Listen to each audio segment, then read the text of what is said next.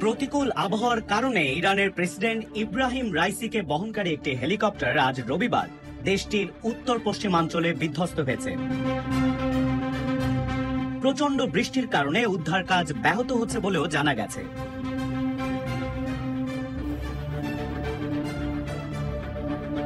ইরানের রাষ্ট্রীয় সংবাদ এজেন্সি ইরনার প্রতিবেদনে বলা হয়, প্রেসিডেন্ট রাইসি আজারবাইজান ইরান সীমান্তে একটি বাঁধ খোলার অনুষ্ঠান থেকে ফেরার সময় ভারজাকান অঞ্চলে তাকে বহনকারী হেলিকপ্টার অবতরণের সময় বিধ্বস্ত হয়।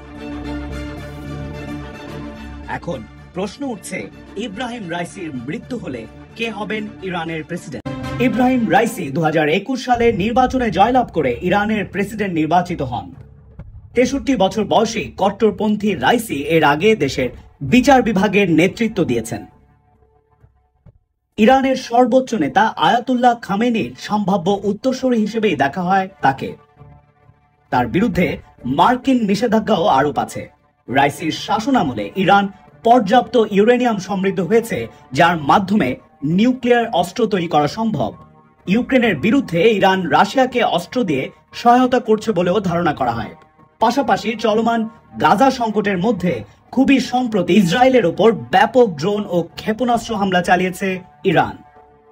ইরানের সংবিধান অনুযায়ী দুর্ঘটনায় রাইসি মারা গেলে তার পদে বসবেন বর্তমান ভাইস প্রেসিডেন্ট মোহাম্মদ মোখবার।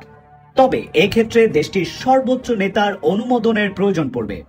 ইরানের রাষ্ট্রীয় পদক্রম অনুসারে রাষ্ট্রের প্রধান সুপ্রিম লিডার আলী খামেনি এবং প্রেসিডেন্ট সরকার প্রধান হিসেবে রাষ্ট্রের সেকেন্ড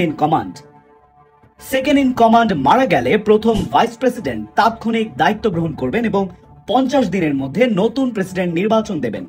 বর্তমান প্রথম ভাইস প্রেসিডেন্ট মোখবার 2021 সালের আগস্টে দায়িত্ব গ্রহণ করেন। তেহরানে এক সমাবেশে আয়াতুল্লাহ খামেনি দেশবাসীকে প্রার্থনা করার আহ্বান জানিয়ে বলেছেন, আমরা আশা করি সর্বশক্তিমান প্রেসিডেন্ট ও তার সঙ্গীদের ফিরিয়ে দেবেন। তিনি আরও বলেন, সবার উচিত তাদের সুস্থতার জন্য প্রার্থনা করা। ইরানিদের এই ঘটনায় উদ্বিগ্ন হওয়া উচিত নয়, কারণ দেশের কার্যক্রমে কোনো বিঘ্ন ঘটবে না।